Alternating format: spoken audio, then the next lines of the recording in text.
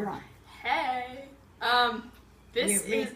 You mean you have this whole thing on the whole time? Yeah. Yeah. Oh, for God's sake. All right. Cut that part out. I'll cut it later. This is my great aunt, Joan Haller, and she is of the. Sounds old. She. Now I have to start over. Okay. This is my great aunt, Joan Haller, and she is of the daughters of Mary and Joseph.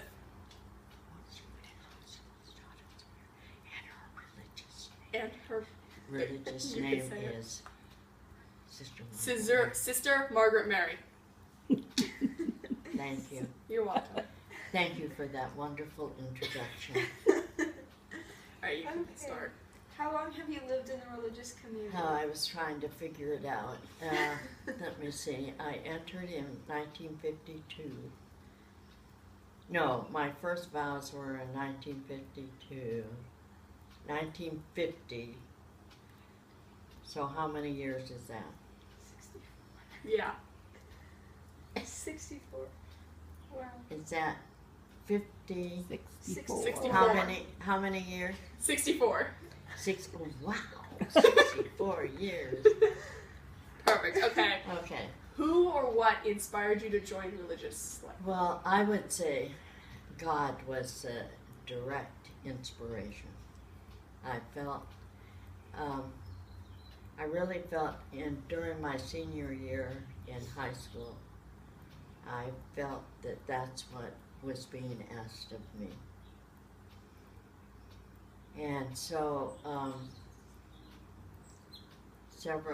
few years later, with the help of one of the associate priests in the parish, he introduced me to the Daughters of Mary and Joseph, with whom I fell in love immediately, because they're so hospitable, so compassionate, so friendly, terribly Christian, Terribly Christian.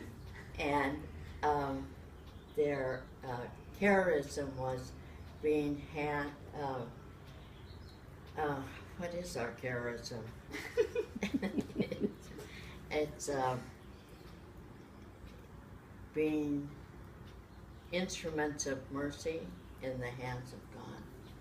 And so that is really what we try to live each day. Reaching out to people, touching them. Touching them. Alright. Okay. I think you're going to have to erase all Yeah, that. I'm going to cut a lot. That came from 62 years, 64 64. years. 64. Okay. Okay. What is your favorite part about living in community? Oh, dear sakes alive. Some I would say, would probably say it's no fun. I mean, not unless you really are geared to liking people and living day in and day out with a lot of women. But I was going to say, sounds like Rosary. what? No, I have always enjoyed being with my sisters, religious sisters. At times it is not easy because we have differences of opinion, and it's like in a family, living in a family, except you're all women, which can be difficult at times. But for example, now with Sister Teresa and myself, we're chalk and cheese, but we get on because we have grown, I think, in religious life. You grow to acceptance of those that maybe if you lived out in the world, as it were, you wouldn't need that acceptance. Alright, do you How have... was that answer? That was pretty good. That was really good. Okay, do you have much free time, and what do you do for fun? Oh, free time. Well, during my religious life, I would say that with teaching, I taught several years in elementary school and then high school. not much free time. And so be kind to your teachers, because they not only are teaching all day, but you go home at night and you have to do your lesson plans, etc., etc., etc. When I finished teaching in high school, I went to parish work. That allows you a little more free time. And because I enjoy being with people, that's how I usually spend my free time. Now, I retired from working for money, and I'm just volunteering at St. Joseph Center. And I suppose I have more free time now because I just do my volunteer work and then come home. But there's always a but.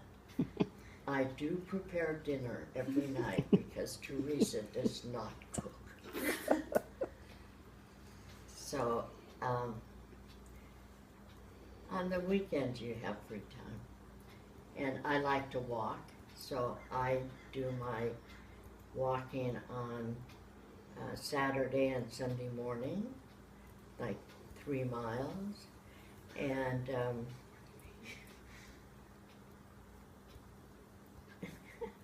I also did 5 marathons.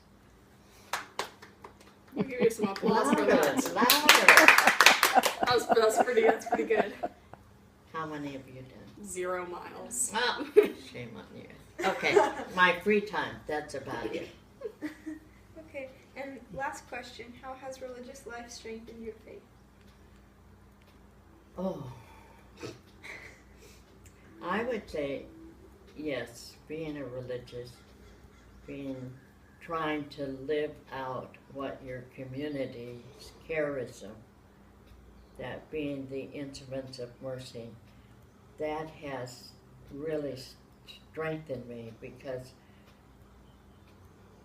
when you reach out to people, you know that it's really Jesus that you're reaching out to, and you try to bring that person closer to the Lord, and in doing that it really makes you a much deeper person. All right. Can I have one more question? Absolutely. Thank you. Grandma behind the camera. Tell us about your work in Ghana. Oh, yeah. Oh, Because she worked in Ghana. yeah. Tell us about your work in Ghana. Okay, I won't tell you how. Abridged version. I won't tell you how I got there this time. Okay. We had technical difficulties. Oh dear.